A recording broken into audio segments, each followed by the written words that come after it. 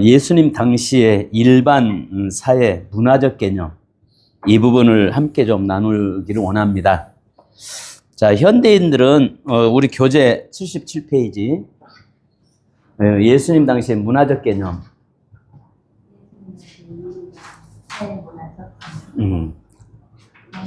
자, 교재 안 가져오셨어요? 현대인들은 성경을 대할 때 가장 쉽게 범하는 실수 중에 하나는 성경을 오늘날 우리의 관점으로 본다는 거죠. 뿐만 아니라 이 시대에 우리의 문화로 자꾸 성경을 보다 보니까 성경의 의도와는 상관없이 내 생각이 앞서서 내 생각대로 성경을 해석하는 경우가 많죠. 특별히 우리가 그런 게 있잖아요. 여기 원숭이 똥구멍은 빨개가 나중에는 백두산이 돼버리잖아요. 이것처럼 성경의 의도 자체를 그 당시의 문화, 사회적 개념을 잘 알지 못하다 보니까 내 임의적으로 해석을 하다 보니까 엉뚱한 데로 가버릴 수 있는 이런 모습들이 있습니다. 그런데 이제 문제는 또 우리가 그 시대를 살아보지 않았기 때문에 사실 정확하게 이야기한다는 것도 또 그렇게 쉬운 일은 아니에요.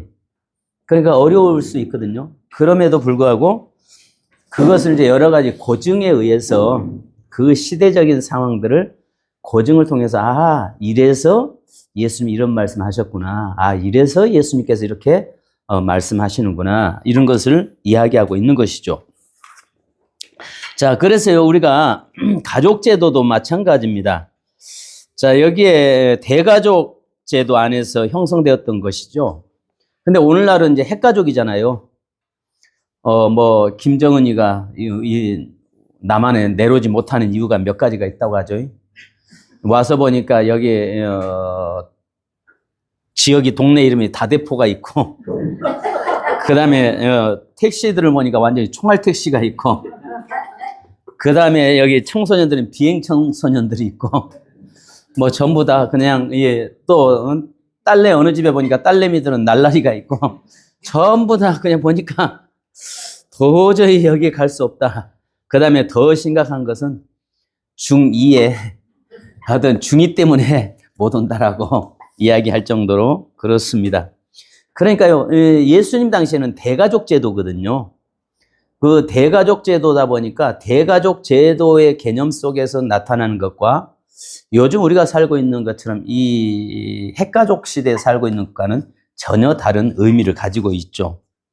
자, 그래서 오늘날은 핵가족 제도와 돈이라는 가치관을 더 우선시합니다. 그런데 고대 시대, 특히 예수님 시대에 그 이전 시대는 공동체가 가치관의 최우선시 되었습니다. 그때 그 시대의 가장 중요한 가치 역시 돈이 아니라 명예였죠. 그러니까 요즘은 이제 우리가 그렇잖아요. 가난하다. 가난하다 하면 한마디로 우리는 딱 뭘로 연결돼요? 돈 없다 이 말이죠.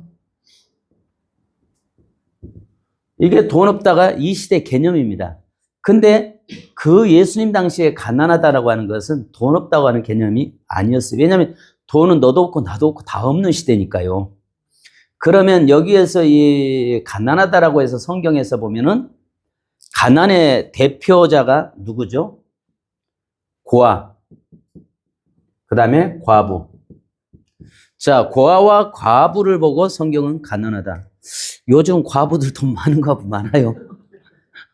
왜냐하면 유산 받고 그 다음에 보험 받고 해서 혹시 오해 없길 바랍니다. 그런데 이 당시에는 무조건 고아와 과부는 가난하다. 그 다음에 죄인. 자, 아시는 것처럼 죄인은 창기와 세리. 사실 이것보다 더한 죄들이 참 많잖아요. 근데 고아, 과부라고 해서 가난한 개념은 없습니다. 근데요, 한 가지 우리가 볼 수 있는 것은 뭐냐면, 이 과부나 고아는 없다는 이야기입니다. 없다. 요즘 기도 안 하는 사람과 과부의 공통점이 하나 있다고 하죠. 기도 안 하는 사람하고 과부의 공통점, 영감이 없다는 거. 영감이 없답니다. 말 되잖아요. 그러니까 고아는 부모가 없어요. 과부는 남편이 없어요. 근데 여기에 있는 이 가난은요, 일시적인 거예요. 일시적 가난으로 표현되고 있어요. 성경에서는. 왜 그러냐면 고아가 결혼해서 가정을 이루면 고아에서 벗어납니다. 과부는 재혼을 해서 가정을 이루면은 여기도 가난에서 벗어나는 겁니다. 왜? 없다 그 말이죠. 다른 사람 다 있는데 이 사람은 이게 없다. 그래서 가난하다. 그런데 일반적 가난과 일시적 가난이 있고 평생 가난이 있죠. 그것은 우리가 아시는 것처럼 평생 가난은 장애우들. 장애우들 같은 경우는 평생 가난하죠. 특별히 성전에 나갈 수 없는 사람들은 가난할 수밖에 없죠. 그러니까 결국은 그 가난은 이 땅에서 삶이 끝날 때 가난에서 벗어날 수 있는 것입니다. 자, 그래서 이것을 다르게 말하면요, 또 이런 것도 있죠. 우리가 성경에 있어 이스라엘에서는 장례가 2번 치른다고 했잖아요.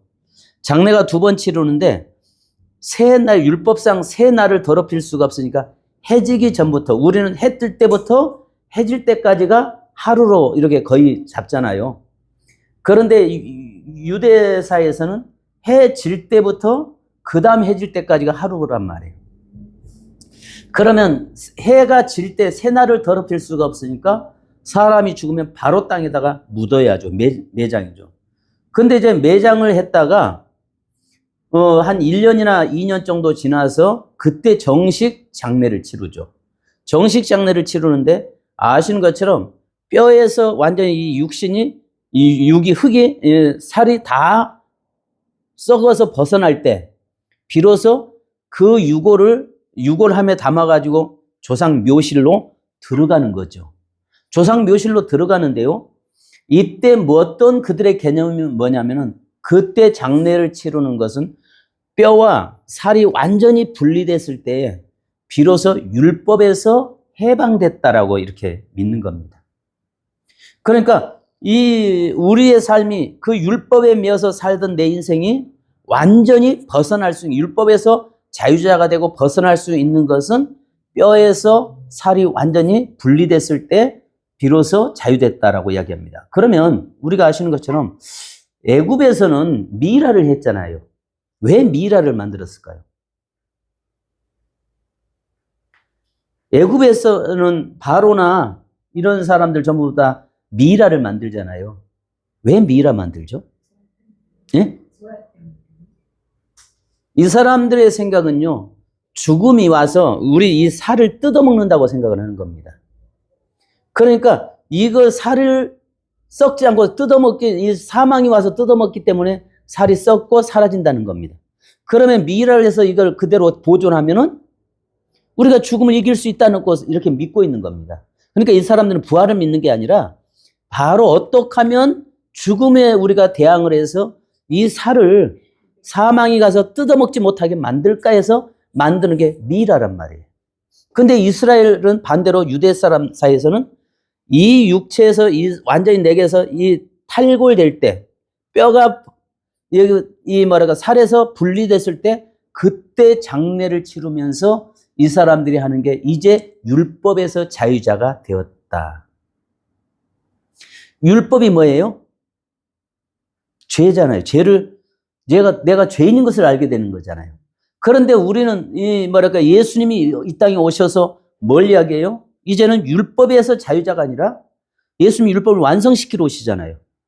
그래서 우리가 하신 것처럼 예수님이 이 땅에 오셔서 이제는 우리는 이 육체, 이 율법의 문제를 벗어나게 하는 것이 아니라 바로 우리 인간의 힘으로는 이것을 벗어날 길이 없다는 거죠.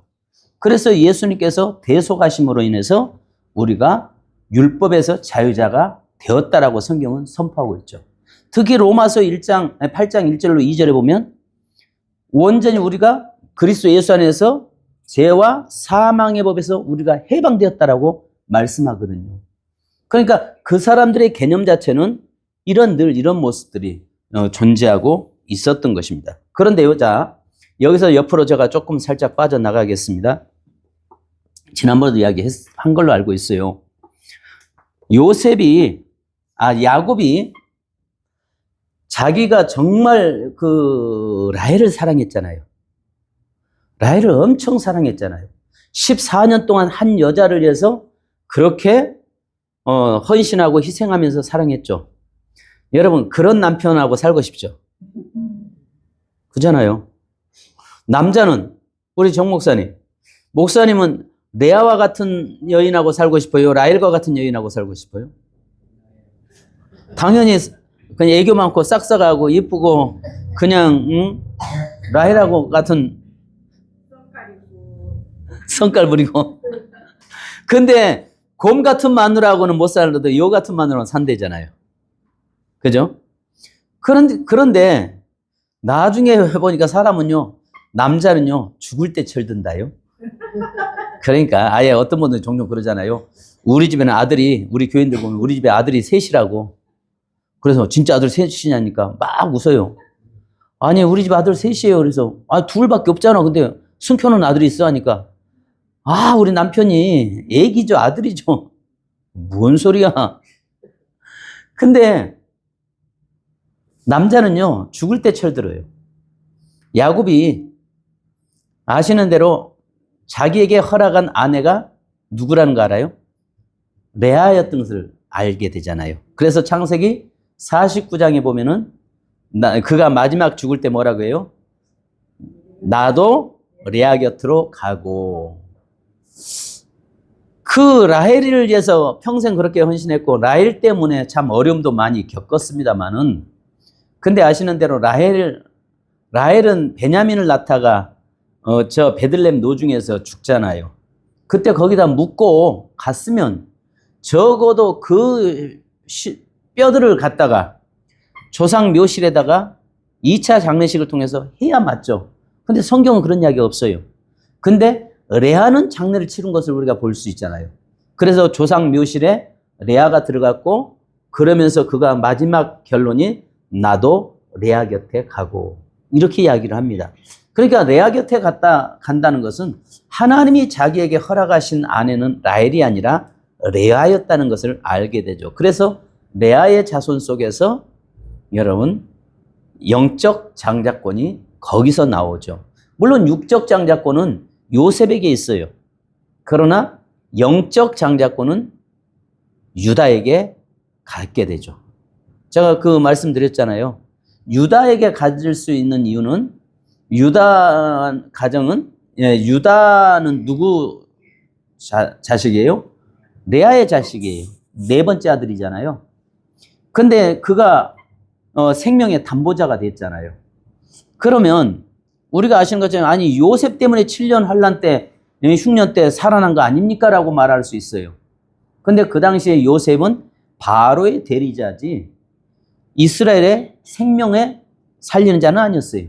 그런데 실질적으로 유다가 생명의 담보자가 됨으로 인해서 그 가정이 유다에게서 메시아가 예수 그리스도가 나오시는 것을 우리는 보게 됩니다. 자, 그러니까요. 이 시대에 우리가 한 가지 봐야 할 것이 뭐냐면 항상 이 대가족 제도 속에서 살고 있는 시대라고요. 그러면 여기에서 보면 베드로의 장모 집에 예수님이 찾아가셨는데 베드로의 장모 집에 몇 명이 같이 살고 있었을까? 한 공동체에 보통 100명, 150명 이렇게 사는 겁니다. 그래서 갈릴리에 가면 베드로의 장모의 집이라고 하는 곳이 있어요. 방들이 참 많습니다. 여러 개가 있어요. 아니, 이렇게 그때 부자였나? 근데 그러지 않아요. 왜냐하면 당시의 공동체는 계속 늘려. 그러니까 자녀가 태어나면, 부모가 있으면, 집이 있으면, 자녀가 태어나면 옆에다가 자꾸 이렇게 늘려가죠. 그러니까 우리가 한 가지 생각해야 할 것은 뭐냐면, 그래서 성경에서는 이 밀실의 아내, 그러니까 남자들이 지난번에 말씀드렸잖아요. 이 12살 되면 미츠바라고 하는 성인의식을 행하고 나면은 남자 아이들은 아버지나 삼촌을 따라서 이쪽 가해 쪽에서 집을 짓고 살아요. 이 방 안에서 살면서 가정을 지켜요. 그런데 여자들과 어린 아이들은 이것이 밀실에서 늘 거하고 있어요. 우리가 한 가지 성경에 보면 누굽니까? 시스라가 도망가서 누구죠? 여자? 누구에게 말뚝 박혀서 죽죠? 야일인가요?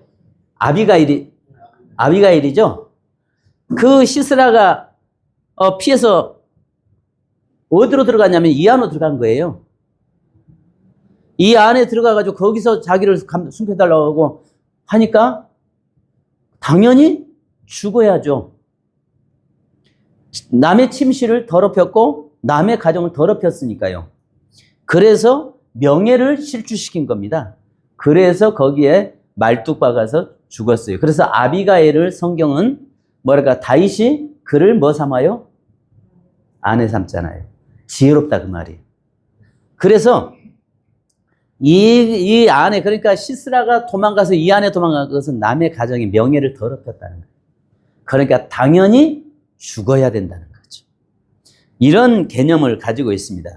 자, 그러면 대가족과 다산의 시대였던 그 당시에는 공동체가 우선시되는데, 가령 예를 들어서 아버지가 12명의 아들을 낳고 그 아들이 결혼해서 12명씩을 낳으면 이렇게 피라미드 형태로 확장되어 가면 몇 대 안에 1000명이 넘어갑니다. 바로 이것이 그 당시의 동네입니다.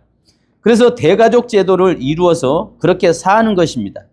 이것을 대를 이어가면서 4대, 5대, 8촌, 16촌 넘어가면서 다른 동네로 건너가서 살게 됩니다.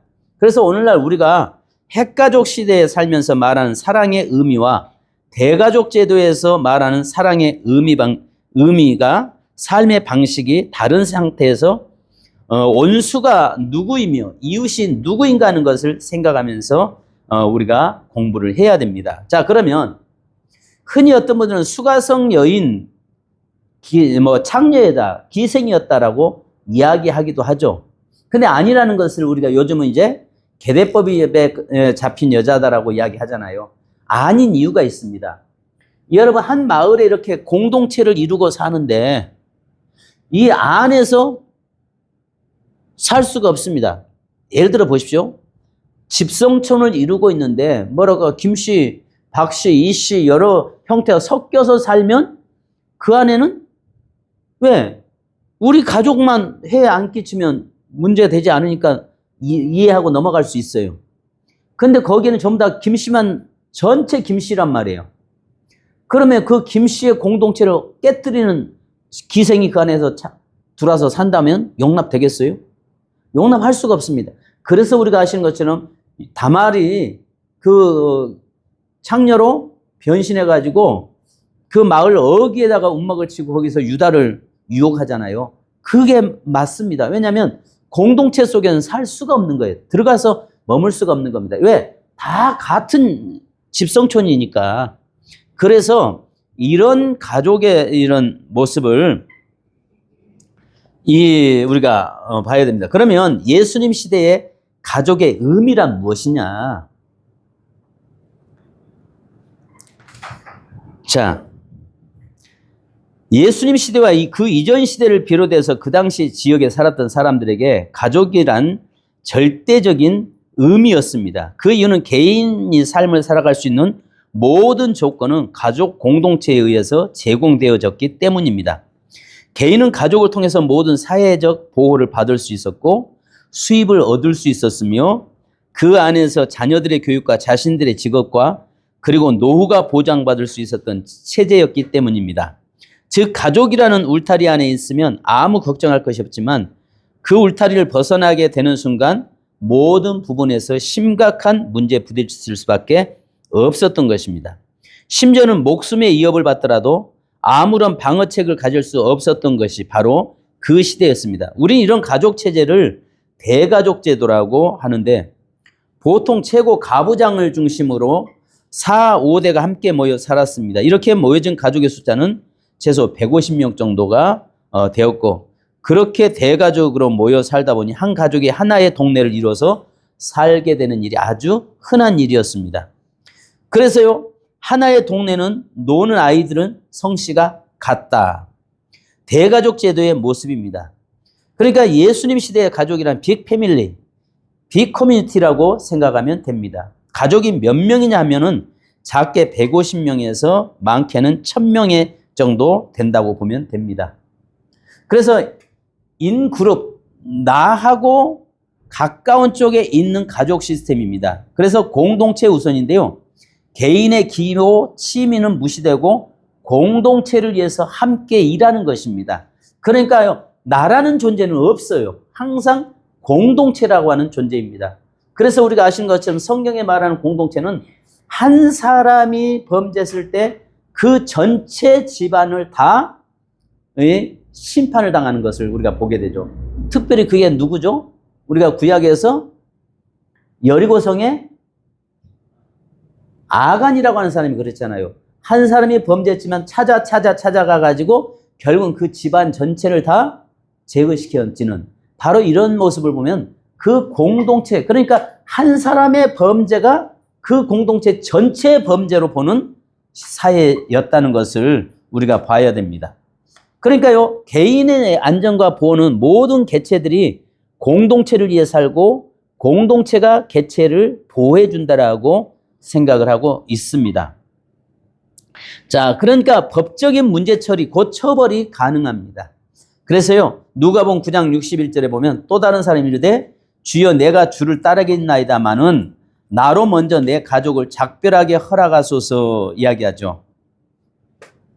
여러분, 내 가족에게 작별을 허락하게 하소서, 그리고 작별하고 내가 주를 따르겠나이다, 이 말은 무슨 말이에요?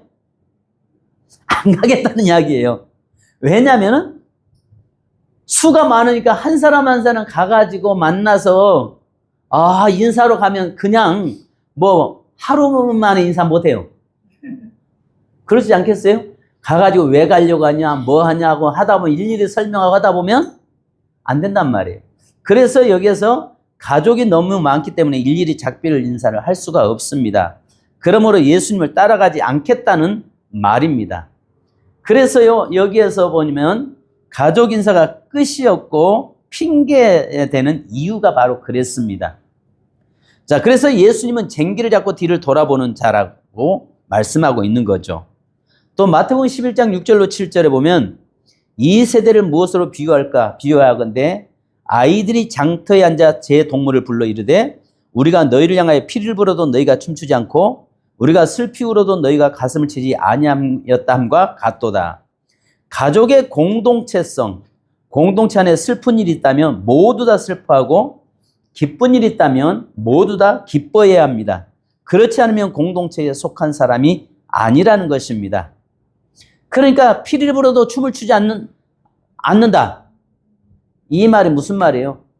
말로는 공동체라고 하지만은 가족이 아니라는 거예요. 공동체가 아니라는. 그러면 성경에 보니까 어린아이들이 예수님 앞에 올 때에 예수님은 뭐라고 해요? 어린아이들 보면 많은 제자들이 꾸짖잖아요.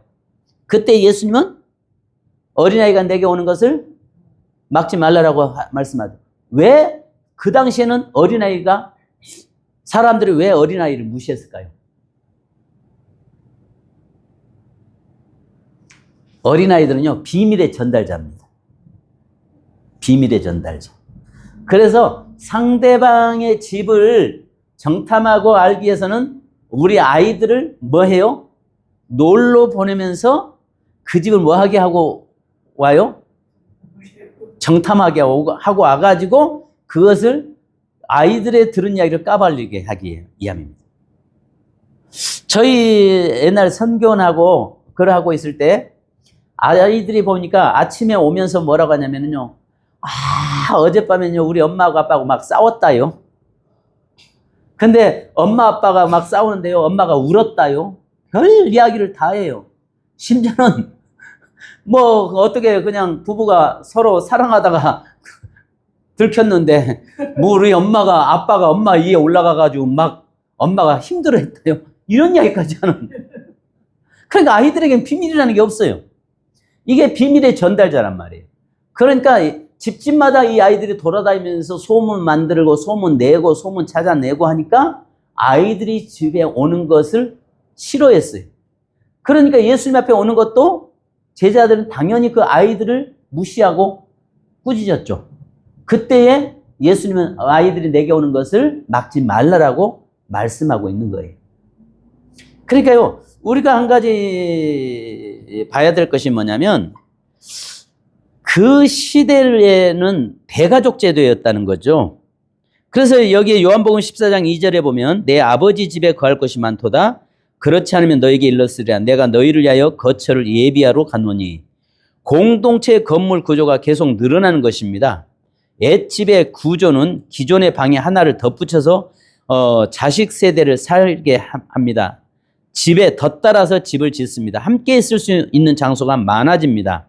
그래서 하나님의 나라가 누구나 들어와 거할 수 있는 곳이 수 있는 공간이 많음을 보여줍니다. 그러니까 여기에 보면 내 아버지 집에 거할 곳이 많다 이야기는요, 그들이 이해를 할 수 있는 거죠. 왜? 집이 큰 집이어서 내가 처소를 예비하면 여기에 큰 맨션이잖아요. 맨션이라고 하는 개념은 우리나라 아파트에 맨션들이 참 많은데 요즘 그 이야기를 하잖아요.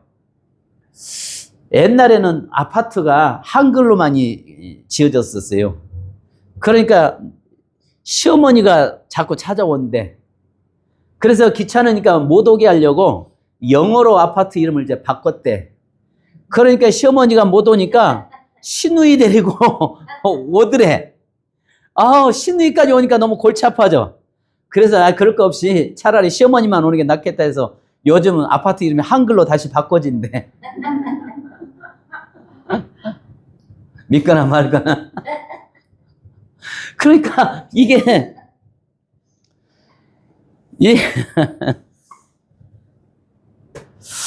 예수님 당시에는 거처라고 이야기하면 큰 맨션인데 요즘 뭐 집집마 아파트도 뭐 요즘 맨션이라는 단어를 쓰는 데가 없잖아요. 옛날에 참 맨션이라는 단어를 많이 썼잖아요. 근데 이 맨션 아주 대저택을 이야기하거든요. 보통 생각해 보세요. 한 공동체를 이루니까 이 집들이 얼마나 크겠습니까? 근데 그 집에는 거할 곳이 많다는 거예요. 그러니까 예수님께서 이야기할 때 우리는 천국에는 방이 많아서 거할 곳이 많고 누구든지 와도 다 들어갈 수 있다라고 이렇게 이야기할 때 그들은 전부 이해가 되는 거죠. 그러니까 우리는 핵가족 시대니까 이런 게 이해가 잘 안 되는 경향도 있다는 것입니다. 자, 그래서 이 확장되어지는 집의 구조를 이야기하는 것입니다. 그 다음에 두 번째, 유대인들에게 있어서 사랑과 미움이란 사회 구조가 대가족 제도라고 했잖아요. 남자와 여자는 완전히 분리되어 있는 문화였습니다. 남자가 해야 될 일, 장소, 여자가 일하는 장소와 일이 따로 있습니다. 남자와 여자가 한 장소에서 로맨스를 키우는 것이 거의 불가능합니다. 사랑이라는 이야기를 던졌을 때 이미지는 달라붙는다. 다바크라는 말을 써요. 다바크는 복이라는 개념도 되잖아요. 그러니까요, 사랑이란 1세기 당시 예수님의 말씀을 듣던 청중들은 가족 공동체를 중심으로 살아가는 사람들입니다. 그러니까 가족 공동체에 강력하게 소속되어 있어야만 삶이 유지되었던 그 사람들의 입장에서 내 부모를 공경하라는 말을 들었다면 그들은 그 단어를 어떻게 인식되었을까? 고대 유대인들은 사랑을 달라붙는 것으로 이해했습니다. 즉, 사랑한다면 달라붙어 있어야 한다는 거죠. 즉, 공동체에 연합하고 그것을 보이는 행동으로 보여야 하는 것입니다. 그러니까요, 네가 사랑하냐? 달라붙어 있으라는 것입니다. 그래서 우리가 보면 누가복음 16장에 둘째 아들의 모습이 뭐냐면은 그 공동체에서 이 아들이 이탈됐다는 거죠. 이탈되었다는 것은 이미 그에게는 아버지의 사랑에서 이미 떠난 거잖아요. 그러니까 공동체 안에 그가 있어야 사는데 그 공동체에서 벗어나서 다른 공동체로 감으로 인해서 그는 있던 것, 가진 것 다 빼앗기고 거지가 되었다라고 성경 표현하고 있는 겁니다. 자, 그러면 여호수아 22장 5절에 오직 여호와의 종 모세가 너에게 명령한 명령과 율법을 반드시 행하여 너희 하나님 여호와를 사랑하고 그 모든 길을 행하며 그의 계명을 지켜 그에게 친근히 하고 너희의 마음을 다하고 성품을 다하여 그를 섬길지니라. 자, 이 말이 뭐냐면은 다바크입니다. 달라붙어 있다는 것. 여호와께 달라붙어 있는 것이 사랑이라는 것입니다. 하나님께 붙어 있는 것이 사는 길이라는 것입니다. 근데 열왕기상 11장 1절로 2절에 보면 솔로몬 왕이 바로의 딸 외에 이방의 많은 여인을 사랑하였으니 곧 모압과 암몬과 에돔, 시돈, 헷 여인이라. 여호와께서 일찍이 이 여러 백성에 대하여 이스라엘 자손에게 말씀하시기를 너희는 그들과 서로 통혼하지 말며 그들도 너희와 서로 하게 하지 말라. 그들이 반드시 너희의 마음을 돌려 그들의 신들을 따르게 하리니 하였으나 솔로몬이 그를 사랑하였더라. 자, 여기에서도 뭐냐면 하나님께 붙어 있어야 될 자가 누구에게 붙어 있다는 거죠? 그 여인들에게 붙어 있는데 결국은 그는 하나님을 등지고 그들의 신에게 달라붙었다는 것입니다. 이 다바크입니다. 그것을 사랑했다는 것입니다. 그러니까 하나님 앞에서 그가 버림받을 수밖에 없었던 거죠. 자, 요즘으로 말한다면 우리가 아나니아와 삽비라 우리 잘 아시잖아요. 어떤 분들은 아나니아와 삽비라는 성령 해방했다라고 이야기해요. 그래서 구원 못 받는다 이야기해요. 맞습니까? 자,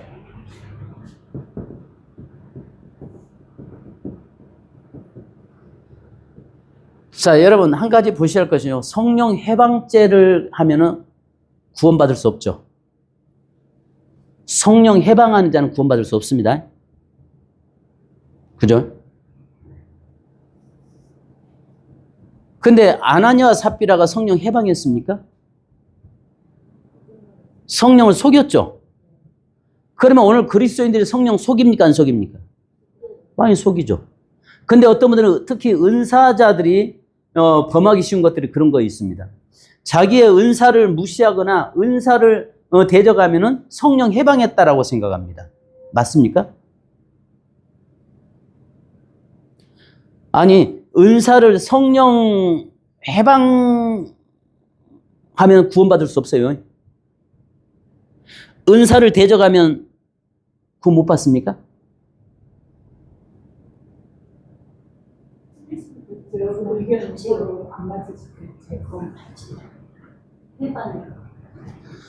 성령 해방죄는요, 불신자들에게 해당되는 겁니다.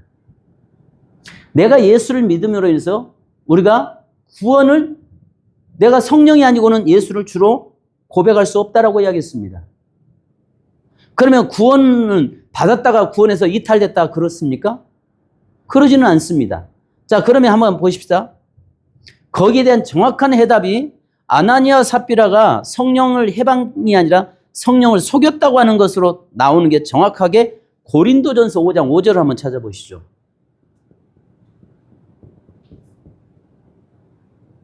자, 여기에 정확한 답이 나와 있습니다.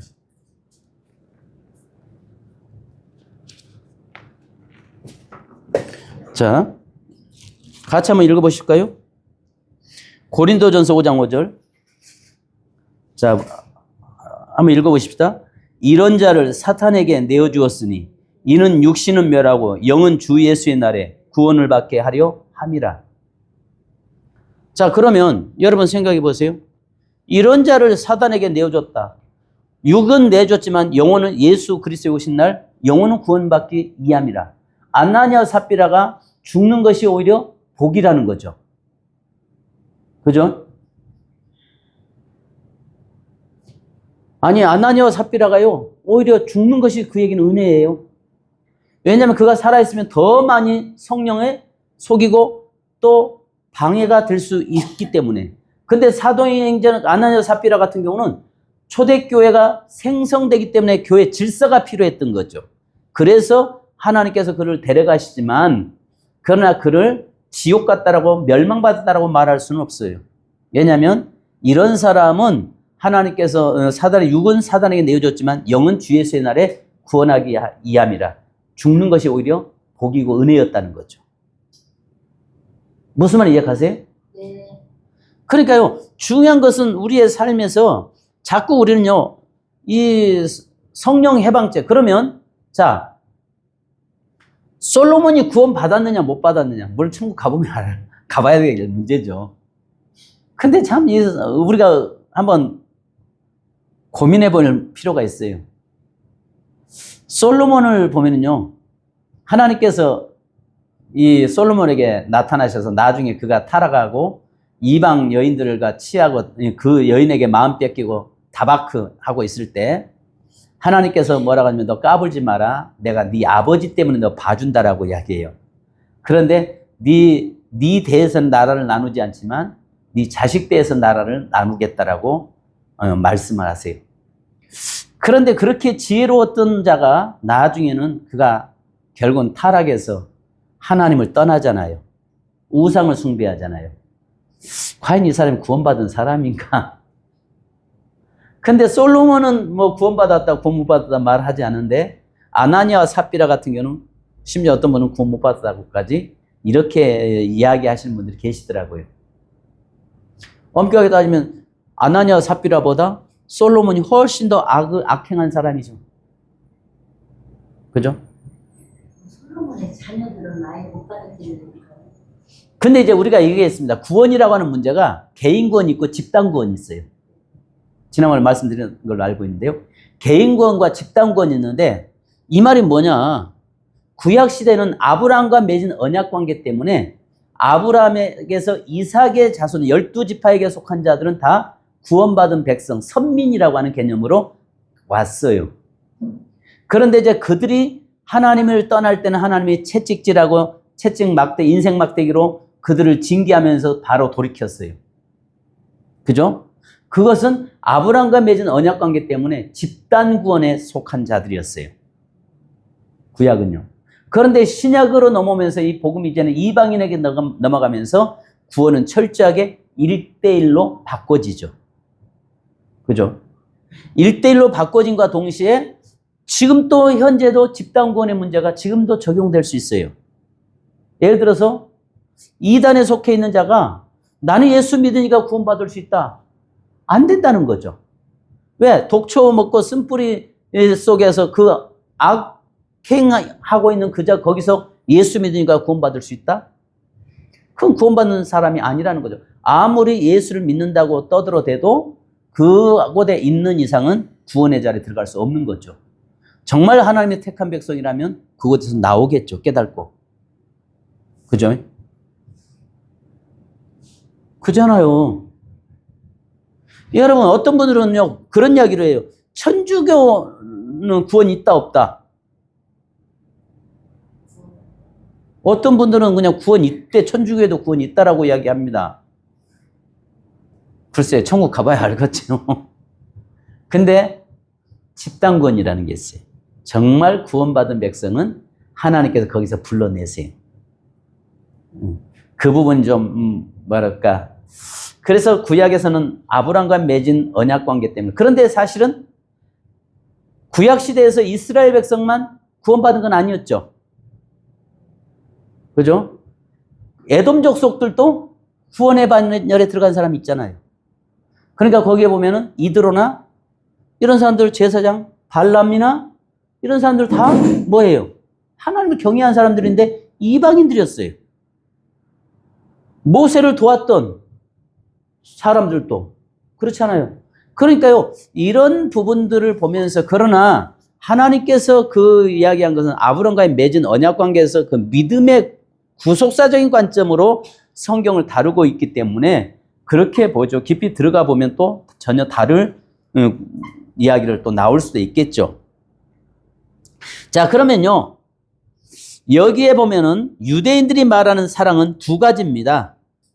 첫 번째는요. 아하바가 있습니다. 이것은 감정적인 사랑. 그 다음에 두 번째 사랑은 다바크, 붙어 있는 것입니다. 달라붙는 것입니다. 그래서 고대에서는 사랑하라는 말은 어느 개념으로 이해할까? 물론 헬라 시대 때는 뭐 사랑하면은 에로스, 필레오, 스톨케, 아가파오 뭐 여러 사랑이 있잖아요. 그런데 한마디로 유대인들의 생각하는 개념은요, 아하바와 다바크가 있어요. 그러니까 아하바는요, 감정적인 사랑인데, 이 공동체 생활 속에서는요, 이게 이루어질 수 없어요. 그래서 다바크는요, 달라붙는데요. 고대에서 사랑하라는 말은 어느 개념으로 이해할까? 그것은 다바크로 이해했습니다. 그 공동체에 달라붙어 있으라는 의미입니다. 그래서 내 하나님을 다바크하라. 하나님께 달라붙어 있으라는 의미입니다. 아바 사랑은 분위기가 되지 않습니다. 여러분 생각해 보세요. 이렇게 공동체로 모여 있는데 어떻게 사랑이 될 수 있겠습니까? 그죠? 안 되는 거예요. 그러니까 여기에서 이야기하는 것은 다바크적인 것, 그 공동체에 달라붙어 있는 것이 사랑이고, 하나님, 이것이 결국은 하나님께 붙어 있는 것이 사랑이라고 하는 개념으로 이야기하는 것입니다. 그래서 창세기 2장 24절에 남자가 그 부모를 떠나 그 아내와 연합하여, 이러므로 남자가 부모를 떠나 그의 아내와 합하여 둘이 한 몸을 이룰지로다. 공동체가 주는 메리트는요, 다 받으면서 공동체가 요구하는 것을 다 감당해야 합니다. 그 가족의 일원으로서 그 가족의 메리트를 누리기 때문에 그 가족을 위해 헌신해야 하는 부분이 있어야 합니다. 공동체 리더가 요구하는 것을 순종해야 합니다. 하나님이 요구하는 것을 순종해야 합니다. 내 하나님을 사랑하라. 이 말은 하나님께 달라붙어 있어야 하고 하나님이 원하시는 것을 행동으로 옮기는 것이 사랑이라는 것입니다. 이것은 하나님을 향한 사랑입니다. 아내에게 달라붙어 있고 아내가 원하는 것을 행하는 것이 아내를 향한 사랑입니다. 여러분, 내가 당신 사랑해 하면서도 자꾸 밖으로서 아내에게 붙어 있지 않으면 그건 사랑한 게 아니에요. 그죠? 이건 사랑이라고 말할 수 없어요. 그러니까 이 공동체라고 하는 개념 자체가 우리가 그렇잖아요. 인생의 성공도요. 나 한 사람만 행복한 것을 성공이라고 말하지 않잖아요. 왜냐하면 자기가 나가가지고 성공해 갔다고 자기는 아주 신나게 즐겁게 뭐 행복하게 살고 있는데 가정에서 가족들이 울고 있으면 그건 성공이 아니라는 거예요. 그죠? 그러면 성공이라는 것은 나도 기뻐해야 되고 내 가족들도 기뻐해야 되고 이게 성공이에요. 또 그것만 성공이라는 건 아니에요.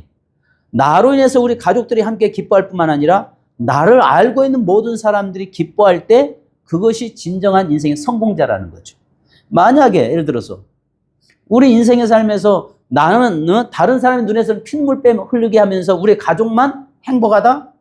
그래서 성공했다? 이건 성공이라고 말하지 않는다는 거죠. 그죠? 그러니까요, 제일 중요한 것은 오늘 우리의 삶에서요, 이 하나님 앞에 붙어 있는 것. 그러니까 하나님 앞에 붙어서 있는 것. 그리고 아내를 사랑하는데 여기 보니까 솔로몬이 이방 여인을 사랑하는 것. 이걸 이야기하는 것입니다. 그러면 요한복음 15장의 주제는 사랑과 미움입니다. 자, 요한복음 15장 4절은 내 안에 거하라 나도 너희 안에 거하리라. 내 안에 있지 아니하면 또 9절에 나의 사랑 안에 거하라. 자, 19절에 속하였으면 사랑 나의 택함을 입은 자인 거로 세상이 너희를 미워한다. 사랑한다와 달라붙어 있다. 안에 거한다. 속한다. 미워한다는 것은 떨어진다는 것입니다. 그러니까 주님을 사랑한다면 네가 주님과 붙어 있으라는 것입니다. 주님과는 뜻과 주님과는 상관없이 살면서 내가 주님 사랑합니다. 주님 사랑합니다. 이야기하는 거 이건 잘못됐다는 거죠. 오늘날 이런 그리스도인들 얼마나 많아요. 말로는 주님 사랑합니다 하는데 나가서는 지멋대로 살면서 그래서 요즘 여러분 교회가 왜 문 주일날마다 예배 끝나고 나면 문 꽉꽉 걸어 잠근지 아세요? 문을 걸어 잠글까요? 도둑이 올까 봐서요? 이상한 사람들 올까 봐서? 아니에요. 제가 이야기 한번 해볼 테니까 들어보세요. 세상에서 지멋대로 막 살다가 주일날 교회 와가지고 주님 죄송해요. 아이고, 주님 죄송해요. 내가 정말 주님 없이 살았습니다 하고 회개했어요. 그러니까 예수님께서 뭘 생각하냐. 아, 이제 나와 함께 하는구나 생각하고 주일날 예배 끝나고 나서 따라 나오려고 하니까 주님 오지 마세요. 조말할 때 여기 계세요. 따라오면 큰일 납니다. 문 걸어 잠그는 거예요. 그러니까 예수님은 일주일 내내 교회 예배당 안에서 혼자 애롭게 계시다가 주일날 성도가 오니까 너무 반가운 거예요. 야, 너 왔구나. 이제는 나하고 함께 살아가면서 살자. 아이고, 주님 내가 사랑하는 거 아시잖아요. 그러면서 주님 내가 진짜 사랑합니다 하는데 주일날 또 이제 나와 동행하고 나와 함께 하는구나 했는데 갈 때 주님 따라오시면 안 됩니다. 꼼짝 말고 여기 계세요 하고 문 딱 걸어가고 하는 거예요. 그래서 교회가 문 잠겨 있는 거예요. 말 되죠? 그게 이 시대에, 그러니까 교회 안에서의 신앙과 밖에서 신앙이 전혀 삶이 달라요. 교회에서는요 정말 믿음 좋은 것 같은데 밖에 나가면 개차반들 많아요. 제가 저희 동창회 이렇게 해서 좀 참석했어요. 거기 보면 권사들 뭐 장로도 있고 뭐 집사도 있고 뭐 안 믿는 사람도 있고 뭐 여러 사람이 있죠. 목사가 가면은 다른 안 믿는 친구들이야 아 유 목사 맞는가 그래. 근데 믿는 사람들은 아 목사님 오셨어요. 같은 동창인데도 그런데 가만히 있으면 조금 있으면 이제 서로가 술잔 돌아가고 하면서 나중에는 뭐라고 하냐면 목사님 미안해. 목사님 이해해줘? 뭘 이해하라는 거예요? 목사님 눈 감아줘? 그것도 믿는다는 사람들이. 그 자리에 목사가 있을 참 있기가 안 믿는 사람들은 그냥 미안하네 그냥 우리끼리 한잔 하겠네 하면서 마시는데 이건 여기 장로 권사 집사들은 내 눈치를 보면서 왜 니네들 내 눈치 보냐 하나님 눈치 봐야지 나는 눈치 보지 마. 그래서 내가 그들에게 그 이야기 했어요. 내가 가니까 니네가 부담스러워서 어울리지는 못하는 것 같다. 내가 여기 올 자리가 아닌 것 같다. 회비는 내면서 안 가요. 가봐야 뻔한 거잖아요. 나도 불편해 그들도 불편해. 나를 보는 모습이 불편해.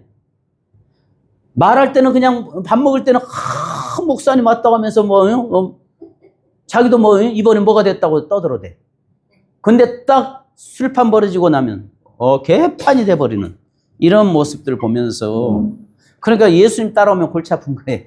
그러니까 못 따라오게 교회 문 걸어 잠그는 거예요. 그래서 한국 교회가요 주일날 문 잠궈요. 제일 문제는 어디 가가지고 새벽 제단 가려고 가보면요 다 문 잠겨 있으니까 정말 어디 교회 기도하고 싶어서 기도하려고 들어가는데 문 걸어 잠겨 있으니까. 저희 교회는 요즘이야 이제 이 번호키를 했지만 쉽게 누구나 누릴 수 있도록 해놨지만은 전에는 24시간 문을 열어놨어요. 별걸 보기도 다 봤죠. 밤 11시에 어디를 갔다가 교회 갔다가 이제 와서 오면서 교회 항상 들려서 이렇게 보는데 딱 불 켜려고 하는데 느낌이 이상한 거예요, 교회가.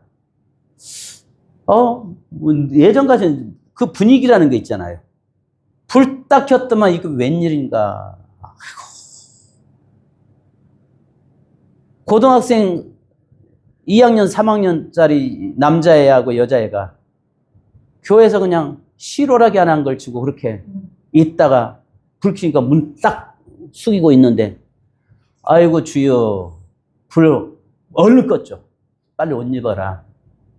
그러면서 어떤 모습이었냐면 얘들이 우리 교회 나왔던 아이들이 교회 나왔던 아이들이 그 부모들이야 믿는 아이들 집은 아니었죠.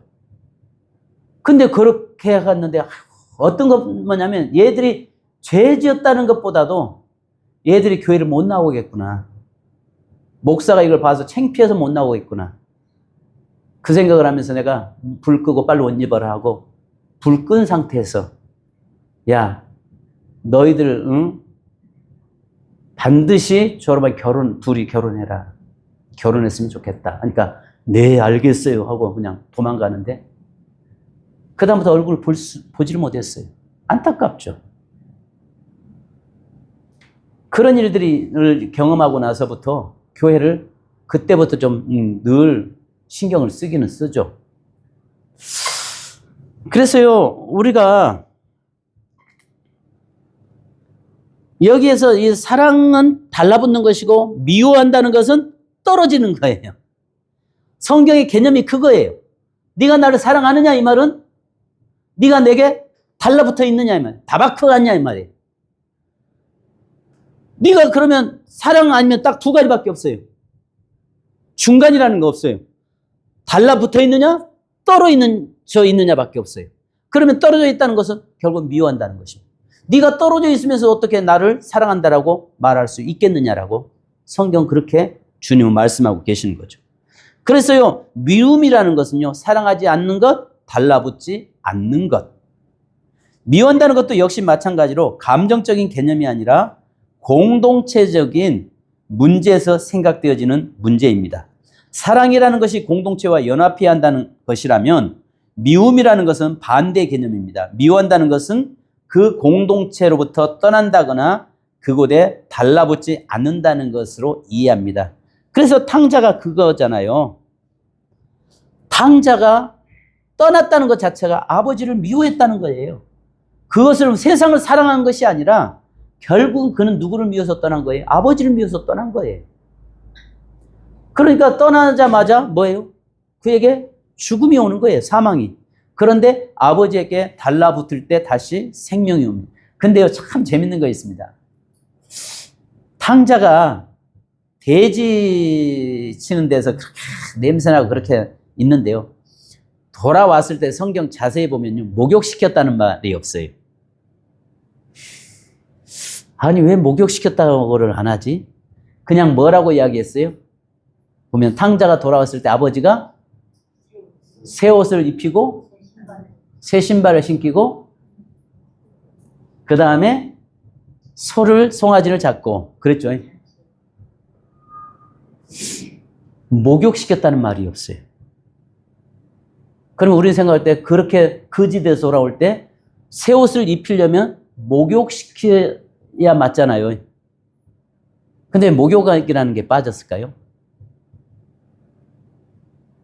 전 이것 때문에 고민을 참 많이 했어요. 하나님, 왜 목욕이라는 단어가 빠졌어요? 왜 목욕을 안 시키고 그냥 이 아버지는 더러운 모습에다가 그냥 새 옷을, 좋은 옷을 입혀버렸죠? 저는 두 가지로 봤어요. 첫 번째는 그 아들의 수치를 감추고 싶은 거예요. 다른 사람이 볼까 봐서 그 아들의 수치를 오자마자 그냥 그 겉옷을 덮어서 수치를 가리운 거예요. 두 번째는 물론 목욕시켰겠죠. 근데 그것을 뺀 이유는 두 번째는 우리는 청결이 아니라 정결이에요. 예수의 피의 옷. 그러니까 아버지의 그 겉옷은 어떤 옷이겠어요? 우리가 아담과 하와에게 가죽옷을 지어 입힌 것처럼 그 옷을 대신 입혀서 바로 그를 의로운 자, 너는 의로운 자야, 너는 내 자식이야 라고 회복의 의미로 바로 세웠다라고 저는 봅니다. 그래서 그 누가 볼까 봐서 목욕이 아니라 우리 같으면 그러잖아요. 어이구, 이 더러운 놈 그동안 세상에 뭔 짓 하다가 이제 와가지고 이놈의 떼국물 좀 말하면서 막 그럴 수 있잖아요. 근데 오자마자 그냥 새 옷 덮여서 수치를 가려버리시는, 우리가 주님 앞에 나오면은 어떤 문제가 있어도 주님은 우리의 수치를 가려버리잖아요. 예수의 피의 옷으로 입혀서 가려버리잖아요. 그래서 제가 저희 교회에서는 제가 자주 쓰는 단어가 있어요. 1년 동안 일주일 매일매일 목욕을 했어요. 아주 목욕을 해서 속옷도 늘 갈아입었어요. 근데 같이 누더기 옷을 입고 호텔을 가니까 호텔에서는 딱 보는 순간에 뭐라고 하면 거지가 왔냐, 나가라 그래요. 근데요, 일주일 동안 옷도 속옷도 갈아입지 않고 목욕도 않고 꾸직꾸직 냄새 푹 나는데 겉에다 그럴싸하게 옷을 딱 입고 호텔 가니까 어서 오십시오 하더라고요. 우리 그리스도인이 그거 아니에요? 예수의 피의 옷을 딱 입혀버리니까 속이야 뭐 죄가 있든 뭐든 간에 수치가 있든 말든 그 예수의 피의 옷을 딱 덮어버리니까 그냥 하나님께서 우리를 보고 일방적으로 뭐래요? 의롭도다 이야기, 의롭도다. 너 죄인이지 않냐? 네 속은 그냥 더러워서 냄새 난다고 말하지 않아요. 예수의 피의 옷을 입는 거 보고 의롭도다라고 말씀하세요. 그죠? 그러니까 우리가 하나님 주님 앞에 설 수 있는 존재죠. 자, 여러분, 지옥도 왜 만들어놨어요? 하나님께서 성경에서는 우리를 위해서 지옥 만든 건 아니죠. 그죠? 어떤 분이 그러더라고요. 안 믿는 사람은 예수 믿지 않으면 지옥 갑니다 하니까, 하나님 사랑의 하나님이라며요. 그래서 예, 하나님 사랑의 하나님이죠. 사랑의 하나님인데 왜 지옥을 만들어 놓고 응? 당신 안 믿으면 글로 간다고 이야기해요. 그건 겁주는 거 아니에요? 그러더라고요. 여러분, 예수 안 믿으면 지옥 갑니까? 물어볼게요. 예수 안 믿으면 지옥 가는가요? 아니에요. 자, 뭔 소리야. 지금 또 저 이단 나오는 건 아닌가 할 수 있어요. 빛 가운데 우리가 딱 쓰면 너무 창피하니까 본인 스스로가 죄 때문에 자기가 어둠을 찾아가는 거예요. 그 거룩하신 하나님 앞에 쓸 수가 없는 거예요. 예수를 믿기 이전에. 그런데 우리는 다른 점이 하나 있다면 예수가 나를 위해서 속량했다는 거죠. 예수의 피의 옷을 입었기 때문에 그 피의 옷이 우리를 하나님 앞에 쓰는데 그 수치들, 죄악들을 다 가려줘 준 거죠. 대속해 준 거죠. 그래서 우리가 천국 가는 거죠. 여러분, 안 믿어도요, 죄 없으면요, 천국 갈 수 있습니다. 근데 성경 뭐라고 해요? 의인은 없나니? 한 사람도 없다라고 이야기합니다. 아담 이후로 태어난 모든 인생은 전부 다 죄인이에요. 근데도 그 하나님께서 사실은 지옥 만드는 것은 불신자를 누르려고 만든 건 아니에요. 사단을, 하나님을 대적했던 그 사단, 루시퍼를, 그 루시퍼에 속한 자들을 영원히 가두기 위해서 만드는 것이 지옥이에요. 그런데 그에게 속해서 자기 죄 때문에 스스로 그가 지옥으로 가는 수밖에, 하나님 앞에 쓸 수가 없어서 스스로 어두운 데 찾아가는 것이 바로 그게 죄인이에요. 그죠? 예수 안 믿어도 죄 없으면요, 천국 갈 수 있습니다. 죄가 없는데? 죄 가지고 갈 수 없는 것이 천국이잖아요. 그런데 우리는 감사한 것은 예수를 통해서 내 죄가 사함 받았다는 거죠. 그래서 우리가 천국 가는 거죠.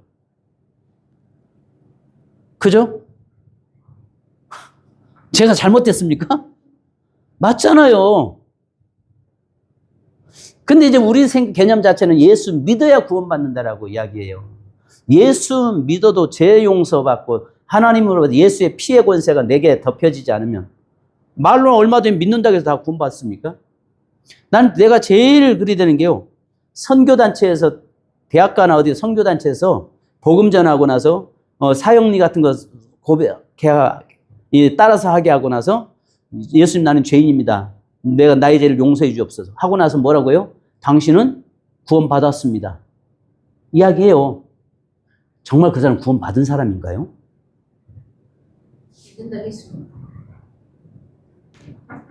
열매를 보면 안 할 수 있는데 말은 이야기했는데 밖에 나가서 그 사람이 정말 구원받았다면은 그 다음부터 주님을 영접하였으면 믿고 교회 나가서 믿음 생활을 해야 되면서 주님과 동행하는 삶을 살아야죠.